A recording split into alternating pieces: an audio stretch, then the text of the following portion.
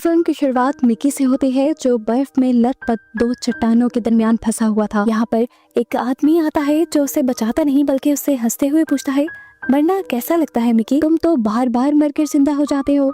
चलो अच्छा, अब अपनी मौत को एंजॉय करो, तुमसे फिर मुलाकात होगी। ये कहकर वो आदमी चला गया और यहाँ पर एक क्रिएचर ने मिकी के ऊपर हमला कर दिया, जिसके बाद सीन यहीं से कट होकर हमें एक मशीन को दिखाया गया जिसमें से मिकी को प्रिंट किया गया था। मतलब वो इंसान नहीं था, इंसान का एक वेरिएंट था, बिल्कुल इंसान जैसी क्रिएचर, जिसे एक्सपेरिमेंट के मकसद से इस मशीन में बनाया गया था। जहाँ कहीं भी किसी को काम करने में जान का खतरा होता था, वो काम मिकी करता था। चाहे स्पेस की गहराई को जानना हो, क्या चेक करना हो किसी प्लैनेट का टेम्परेचर इंसानों के रहने के काबिल है या नहीं, वहाँ मिकी को भेजा जाता था। यहाँ तक कि जहरीली वैक्सीन्स के टेस्ट भी मिकी पर किए जाते थे और जब वो मर जाता था तो इसी मशीन के जरिए उसे दोबारा प्रिंट कर लिया जाता था ताकि उससे दूसरे काम करवा सकें। और नए मिकी को बनाने के बाद उसकी पुरानी मेमोरी भी उसके दिमाग में इंस्टॉल कर दी जाती थी। अब मिकी के साथ ये सब क्या हो रहा है, ये जानने के लिए स्टोरी थोड़ी सी और पास्ट में चली जाती है। मिकी और मिकी के दोस्त ने बिजनेस करने के लिए एक गैंगस्टर से कुछ पैसे उधार लिए हैं, लेकिन क्योंकि वो उन पैसों को वापस नहीं कर पा रहे तो अब गैंगस्टर्स उनके पीछे पड़ चुके हैं। वो आदमी अब इनको धमकी देता है कि अगर तुमने मुझे पैसे वापस ना किए तो मैं तुम्हारा कोई भी बॉडी पार्ट काट दूंगा। इस दुनिया में अर्थ बहुत ज्यादा पोल्यूटेड हो गई है, इंसानों का यहाँ रहना वैसे ही मुश्किल हो चुका है। इंसान रहने के लिए नए प्लैनेट्स की तलाश कर रहे हैं और ऐसे ही एक शिप को भी हमें दिखाया जाता है जो नए प्लैनेट की तलाश में निकल रहा है। इस स्पेसशिप में बहुत से लोगों की जरूरत थी। मिकी भी अपनी मुश्किलों से भागकर इस दुनिया से भागना चाहता था, लेकिन कोई काम उसे ऐसा आता ही नहीं था जो इस स्पेसशिप में रिक्वायर्ड हो। उसे फॉर्म पे एक एक्सपेंडेबल की चॉइस मिलती है जिसपे वो टिक कर देता है, ये जाने बगैर कि एक्सपेंडेबल का मतलब क्या है। जैसे ही उसका फॉर्म आगे जाता है तो एक लड़की आकर उससे पूछती है, क्या तुमने सच में एक्सपेंडेबल के लिए फॉर्म भरा है? देखो ये एक ऐसी जॉब है जिसके लिए तुम्हें पैसे नहीं दिए जाएंगे, तुम्हें खाना भी कम दिया जाएगा और अगर तुम मर गए तो तुम परमिशन दे रही हो कि तुम्हारे वेरिएंट को मशीन्स के जरिए प्रिंट कर लिया जाएगा, यानी तुम्हें बार बार जिंदा किया जाएगा।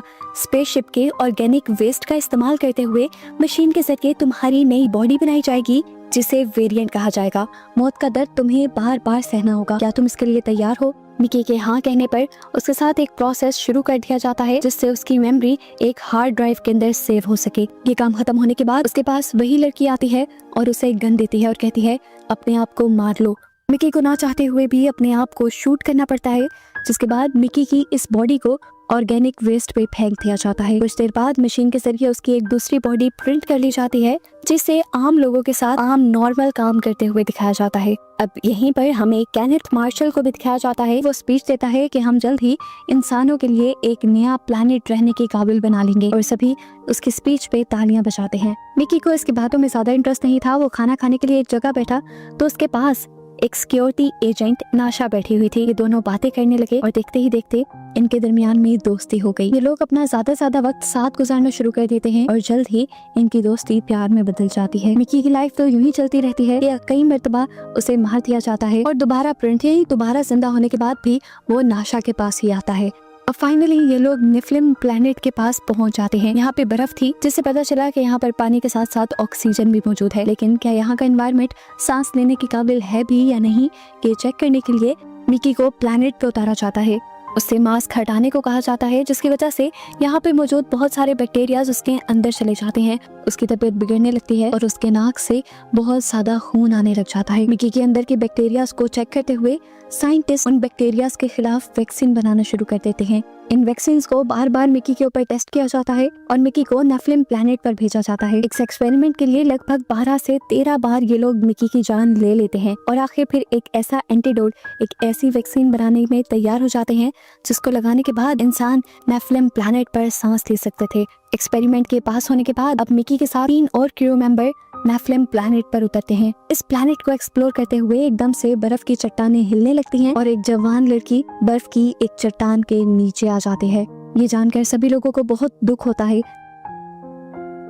अब मिकी जब स्पेसशिप में वापस आता है तो केनेथ मार्शल उस पर बहुत ज्यादा गुस्सा होते हैं और कहते हैं कि मरना तुम्हें चाहिए था, तुम एक एक्सपेंडेबल थे, लेकिन तुम्हारे मरने के बजाय एक ऐसी लड़की मर गई जो आगे जाकर वो हमारी नस्ल बढ़ा सकती थी। इस सब में गलती तुम्हारी ही है और तुम्हारी गलती की वजह से अब तुम्हें और कम खाना दिया जाएगा और तुम 12 घंटे के बजाय अब 18 घंटे की शिफ्ट किया करोगे। यहाँ पर मिकी इन्हें यह भी बताता है कि मैंने वहाँ पे एक जानवर देखा था जिसे उसने क्रीपर का नाम दिया। तो केनेथ मार्शल ने अब उसे ऑर्डर दिया कि तुम वापस नीचे जाओ और उस जानवर को पकड़ कर लाओ। मिकी उनके कहने के मुताबिक दोबारा नेफिलिम प्लैनेट पर उतरता है वहाँ से उस जानवर को पकड़ने के लिए, और इस सारे चक्कर में वो एक खाई में गिर जाता है। और ये वही सीन है जहाँ से मूवी स्टार्ट हुई थी। हमने देखा था कि मिकी के ऊपर इस क्रिएचर ने हमला कर दिया था, लेकिन वो मिकी को खाते नहीं। मिकी उन्हें कहता भी है कि मुझे खा लो, मुझे जान से मार डालो, लेकिन ये क्रिएचर उसे मारने के बजाय खींचते हुए उसे खाई से बाहर ले आता है। इसका मतलब ये था कि ये क्रिएचर इंसानों से नफरत नहीं करते थे और ना ही ये इंसानों के लिए नुकसानदायक थे। क्रीपर का ये बिहेवियर उसे समझ नहीं आता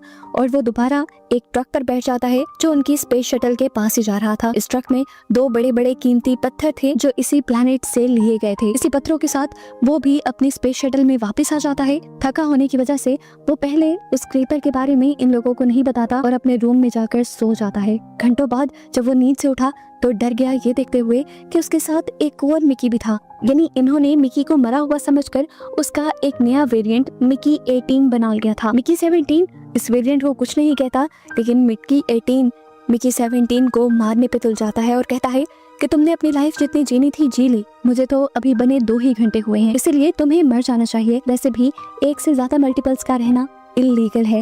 गवर्नमेंट ऑफिशियल्स ने मल्टीपल का जिंदा रहना इलीगल कर दिया था। यही बात याद दिलाते हुए मिकी 18 कहता है कि मरने का हक तुम्हारा है, मैं तुम्हें मार दूंगा। मिकी 17 कहता है प्लीज मेरी बात सुनो, तुम अपनी जिंदगी जीना, मेरा खाना खा लेना, बस मुझे जिंदा रहने दो, क्योंकि मैंने इंसानों को बताना है कि वो क्रीपर्स इंसानों के लिए खतरा नहीं है। ये ना हो इंसान उन्हें खतरा समझकर उन सब की जान ले लें। ये लोग ऑर्गेनिक वेस्ट के पास खड़े हुए ये बातें ही कर रहे थे कि तभी यहाँ पर मिकी का पुराना दोस्त टैमो आ गया। ये वही लड़का है जिसके साथ मिलकर मिकी ने दुनिया में लोन लिया था और उसी की वजह से आज वो एक्सपेंडेबल बनने पे मजबूर हुआ था। गुस्सा तो इन दोनों को ही था उस पर, तो ये दोनों मिलकर टैमो को ऑर्गेनिक वेस्ट में डाल देते हैं। लेकिन तभी यहाँ पर दूसरे लोग आ जाते हैं तो इन्हें टैमो को बचाना पड़ता है। टैमो जब वापस निकला तो घबराया हुआ था। उसकी घबराहट का फायदा उठाते हुए मिकी 18 और मिकी 17 ने उसे धमकी दी कि अगर तुमने किसी को बताया कि हम 2 वेरिएंट यहाँ पे जिंदा हैं तो तुम्हें दोबारा ऑर्गेनिक वेस्ट में डाल देंगे, इसलिए अपनी जुबान बंद रखना। खैर अब मिकी 17 अपने रूम में चला जाता है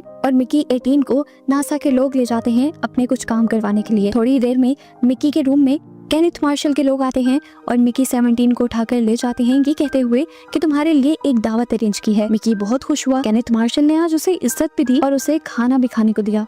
मिकी 17 जिसने काफी टाइम से खाना नहीं खाया था वो तो इस खाने पे टूट पड़ा। वो तो धड़ाधड़ इस खाने को खा रहा था कि तभी यहाँ पर जेमा आ गई जो यहाँ की साइंटिस्ट है। वो केनेथ मार्शल को कहती है ये बिल्कुल अच्छी बात नहीं कि आप किसी को दावत पे बुलाएं, उसे इज्जत दें और उसके बाद उसे एक्सपेरिमेंट वाला गंदा खाना खिला दें। यहाँ पर मिकी 17 को पता चलता है ये सिंथेटिक मीट था, यानी आर्टिफिशियली बनाया गया मीट था जिसे पहले एक एक्सपेंडेबल पे ट्राई किया जा रहा था कि क्या ये इंसानों के खाने के काबिल है भी या नहीं। अभी उसने ये बात सुनी थी कि ये मीट उसे रिएक्ट करने लग गया, उसका गला सूज गया, उसे वॉमिट होने लगी।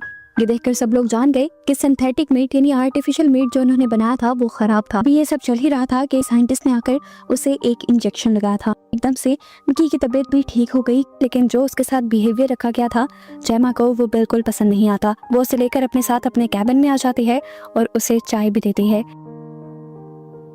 कि दोनों यहाँ बात करते हैं और जेमा को मिकी की नेचर काफी अच्छी लगती है। चाय पीने के बाद वो जल्दी से उठकर अपनी कैबिन की तरफ निकल जाता है, जहाँ वो जाकर देखता है कि नाशा यानी उसकी फ्रेंड यहाँ पे आई हुई थी। वो इस टाइम मिकी 18 के साथ बैठी हुई थी और मिकी 17 को देखकर वो हैरान रह गई कि 2 मिकी एक ही टाइम में कैसे सरवाइव कर रहे थे। वो तो किसी तरह इस बात को हजम कर ही लेती, लेकिन इतनी ही देर में यहाँ पर जेमा आ गई मिकी 17 के पीछे पीछे। वो जाकर फौरन अथॉरिटीज को इसकी कंप्लेन करने वाली होती है कि तभी उसे नाशा रोक लेती है। नाशा उसे कहती है देखो मिकी के जिंदा रहने या ना रहने से तुम्हारा कुछ नहीं जाएगा, लेकिन मैं मिकी से बहुत ज्यादा प्यार करती हूँ, मैं उसके बगैर नहीं रह सकती। फिलहाल जेमा भी उनकी बात मान लेती है और इससे पहले कि ये लोग कुछ और बात कर पाते इन्हें मीटिंग रूम से बहुत ज्यादा शोर सुनाई देता है। वहाँ पे असल में केनेथ मार्शल नेफिलिम प्लैनेट से लाए स्टोन्स पे अपना नाम खुदवा रहा था ताकि सबको ये पता चले कि केनेथ मार्शल और उसकी जनरेशन पहली मर्तबा नेफलिन प्लैनेट पे आई थी और यहाँ रहना शुरू किया था उन्होंने। पत्थर को जैसे ही काटा जाता है तो उसके अंदर से 2 क्रीपर्स निकल आते हैं, जिनमें से एक केनेथ मार्शल के ऊपर हमला कर देता है और दूसरा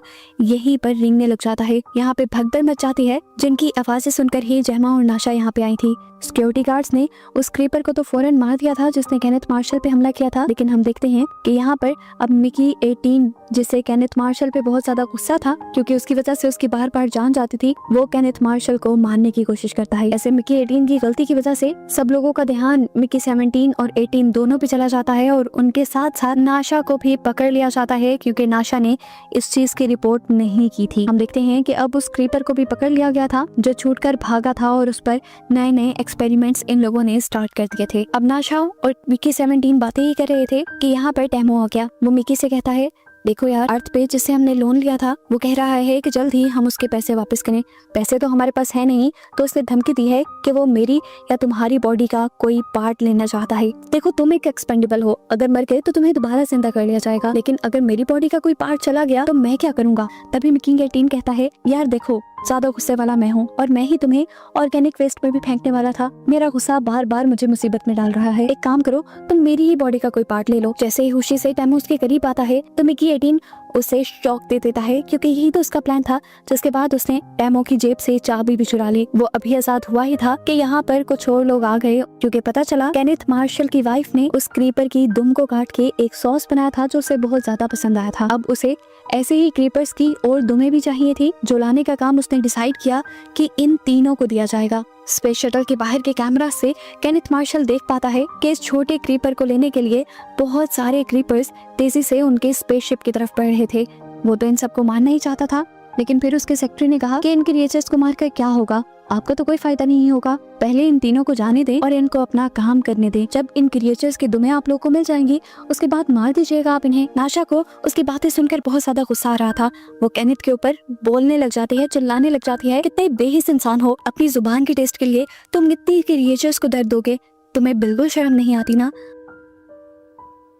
उसके बाद से केनेथ मार्शल को गुस्सा आ जाता है और वो उसको सजा देने के लिए छोटे क्रीपर को एक रस्सी से बांधकर उसकी रस्सी नाशा के दांतों में पकड़ा देता है और उसे ऑर्गेनिक वेस्ट के पास जाकर खड़ा कर देता है और कहता है कि अगर ये रस्सी छूटी तो देखो ये मारा जाएगा। अब उस छोटे क्रीपर की जान बचाने के लिए नाशा दांतों में रस्सी पकड़े खड़ी थी, जबकि मिकी 17 और मिकी 18 को स्पेसशिप से नेफलिन प्लैनेट के ऊपर उतार दिया गया था। उन्हें ज्यादा दूर जाने की जरूरत नहीं पड़ी थी। क्रिएचर सारी तकरीबन स्पेस शटल के पास ही थी। अब मिकी 17 जो पहले भी यहाँ की एक क्रिएचर से मिल चुका था, वो इन क्रिएचर से बात करना चाहता था और सब चीजों को रिजॉल्व करना चाहता था। वो क्रिएचर को बताता है कि ये इंसान है, इनके पास बहुत सी जहरीली गैसेस हैं जो छोड़कर वो तुम सबको मार देंगे। इस क्रिएचर के पास टेलीकाइनेसिस पावर थी, यानी अपना मैसेज मिकी 17 के माइंड में पहुंचा सकता था। वो कहता है कि हमारे एक क्रीपर को तुमने मार दिया है और एक क्रीपर तुम्हारे पास है। अगर तुम मरे हुए क्रीपर के बदले अपने किसी साथी को मार दो और मेरे दूसरे क्रीपर को लाकर वापस हमें दे दो तो मैं भी तुम सबको बख्श दूंगा। नहीं तो हमारे पास भी ऐसी पावर्स है जिनसे हम तुम्हें तबाह कर सकते हैं। हमारे पास कुछ ऐसी साउंड वेव्स निकालने की ताकत है जो तुम्हारे कान क्या तुम्हारे दिमाग तक को फाड़ देंगी। इसी चीज की एग्जांपल देने के लिए वो क्रिएचर जोर से चिल्लाने लगती है। ये आवाज इतनी ज्यादा भयानक थी कि मिकी 17 और 18 को अपनी जान बचाने के लिए अपने कान बंद करने पड़े। मिकी 17 ये बात समझ चुका था कि ये क्रिएचर्स बहुत ज्यादा ताकतवर हैं। यही बात वो बताने के लिए स्पेसशिप के कैमरा के पास जाता है और हाथ हिलाकर ये समझाने की कोशिश करता है कि क्रीपर के बच्चे को छोड़ दो। नाशा उसका ये इशारा समझ चुकी थी, लेकिन केनेथ मार्शल को लगा कि मिकी उन क्रिएचर से कुछ बातचीत कर रहा है। केनेथ कहता है कि बातचीत तो मुझे करना चाहिए, मैं लीडर हूँ। पीछे से उसका सेक्रेटरी भी कहता है, जी सर, आप बाहर जाएं, आप उनसे बात करें। उनको मारने तो वैसे ही हम वाले हैं, लेकिन अगर आप उनसे बात करेंगे तो ये हिस्ट्री में लिखा जाएगा और लोगों की नजरों में आपकी इज्जत और भी ज्यादा बढ़ जाएगी। केनेथ मार्शल को यहाँ ये भी लग रहा था कि बात करने जब मैं जाऊंगा तो दोनों मिकीस को तो मर जाना चाहिए, इसीलिए वो उन बॉम्ब्स का रिमोट अपने पास ले लेता है जो मिकी 17 और मिकी 18 के सूट में लगे हुए थे। यहाँ केनेथ बाहर निकलता ही है तो नाशा भी उस छोटे क्रीपर को बचाते हुए इन सबसे लड़ते हुए उसे बाहर ले आती है ताकि ये क्रीपर अपनी माँ के पास जा सके। नाशा भागकर इस क्रीपर को मिकी 17 को दे और मिकी 17 जाकर ये क्रीपर उसकी माँ को पकड़ा देता है। लेकिन जैसा कि इस बड़ी क्रिएचर ने 2 शर्तें रखी थी, एक ये कि उनका क्रीपर वापस कर दिया जाए और दूसरी क्रीपर की जान के बदले यहाँ किसी इंसान की जान ली जाए, तभी वो यहाँ से जाएंगे। यही सोचते हुए मिकी 18 केनेथ मार्शल के पास जाकर उसके पास मौजूद अपना ही बॉम्ब का बटन दबा देता है और दोनों की जान यहाँ चली जाती है। अपना बदला पूरा होते ही मदर क्रीपर सबको लेकर यहाँ से चली गई, जैसा कि उसने वादा किया था। जिसके बाद अब हमें 6 महीने बाद का सीन दिखाया जाता है, जहाँ अब नाशा स्पेस कम्युनिटी की हेड बन गई थी। मिकी 17 अभी भी जिंदा है, जिसे अब एक रिमोट दिया जाता है और नाशा कहती है इसके जरिए तुम उस एक्सपेंडेबल मशीन को तबाह कर सकते हो जिसने तुम्हारी लाइफ तबाह की, और अब मैं अपनी लाइफ तुम्हारे साथ गुजारना चाहती हूँ। फिर मिकी उस बटन को दबा देता है और वो मशीन तबाह कर देता है। और बस यही सब दिखाते हुए ये मूवी यहाँ खत्म हो जाती है।